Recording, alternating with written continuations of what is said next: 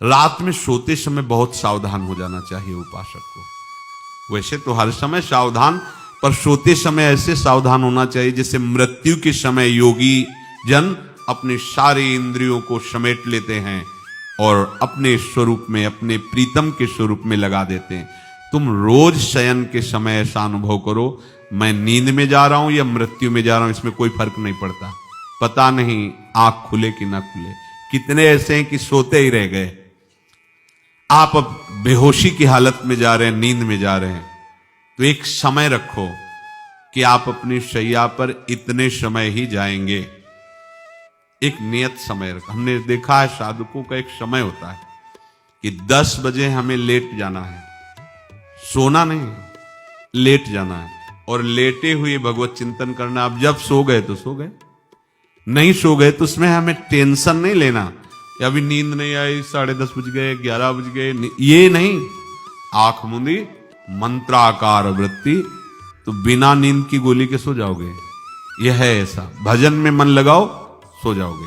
जिनको नींद ना आती हो उनके लिए सही दवा है, आप नींद का चिंतन न करके प्रभु का चिंतन करने लगो। देख लेना आप कब सो गए पता नहीं चले।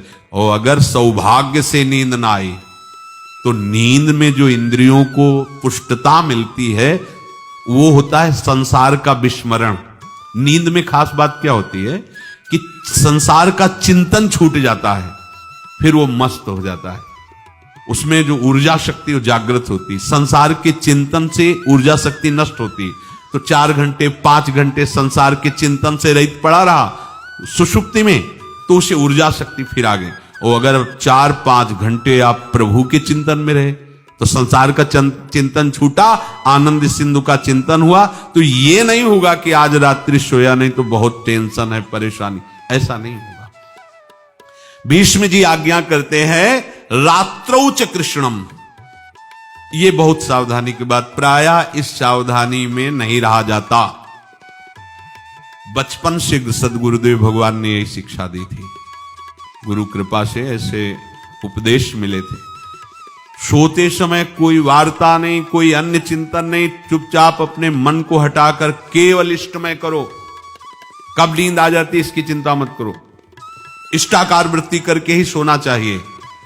तो आगे जो लिखा है पुनरुत्थिताय, जब उठो तब वैसी वृत्ति, तो कुछ दिन बाद स्वाभाविक हो जाएगी, स्वाभाविक हो।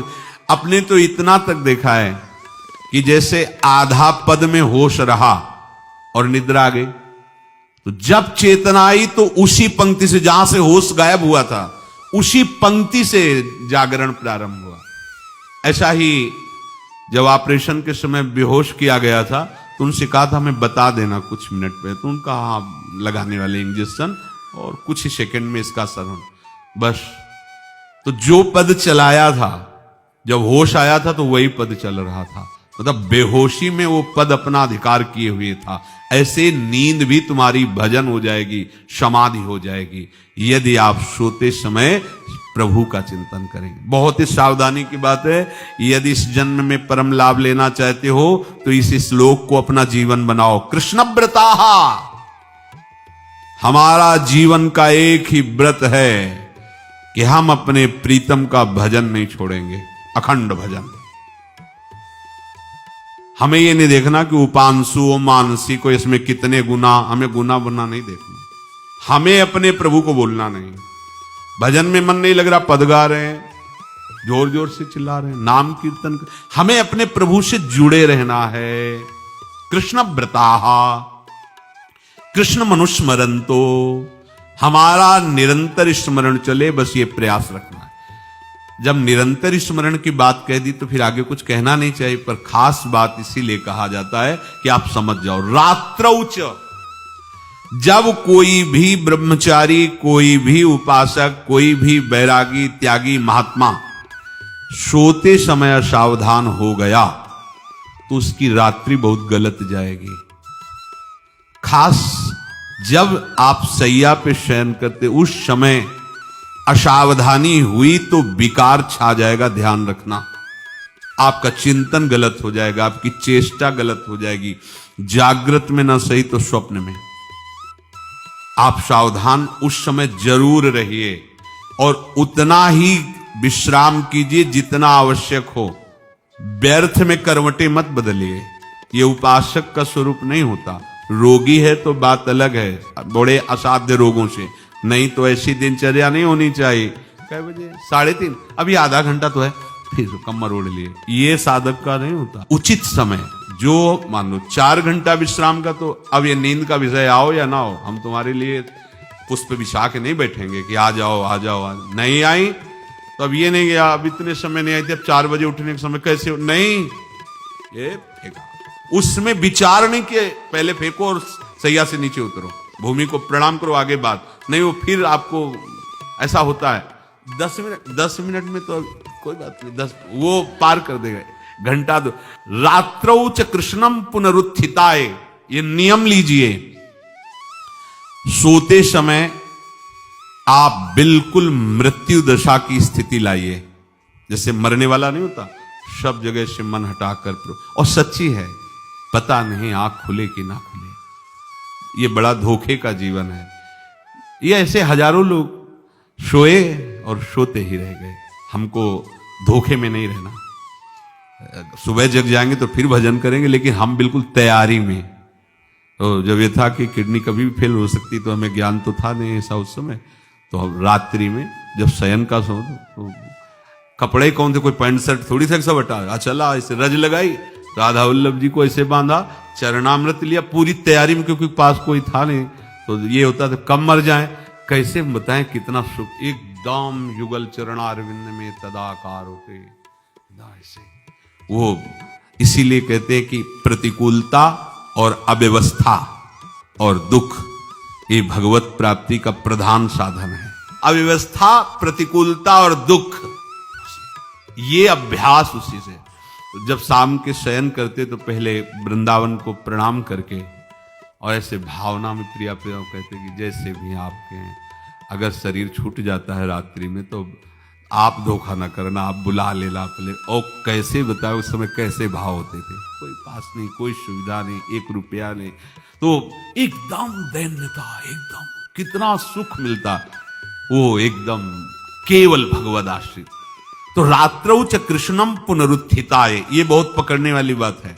रात्रि के समय कोई और चिंतन न बनने पावे। देखो अभ्यास, और उस समय खास करके विषय चिंतन बनता है, ध्यान रखना।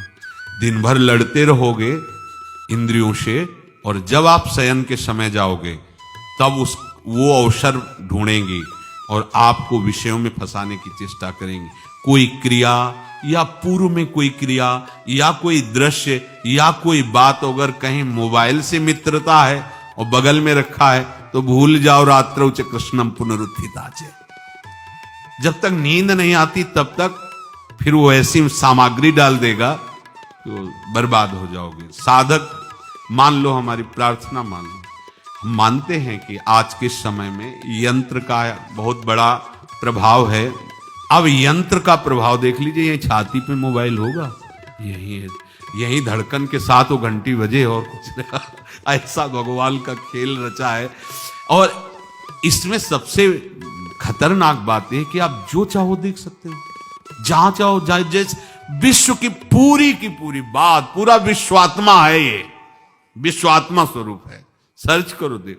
अब अगर साधक सावधान नहीं है तो समाज में तो ऐसे कट गया। अब एकांत में जब शयन के समय गया, उस समय मन आपको फंसाने की चेष्टा। प्रार्थना है, अगर आपके पास मोबाइल हो तो एक उसका समय रखो।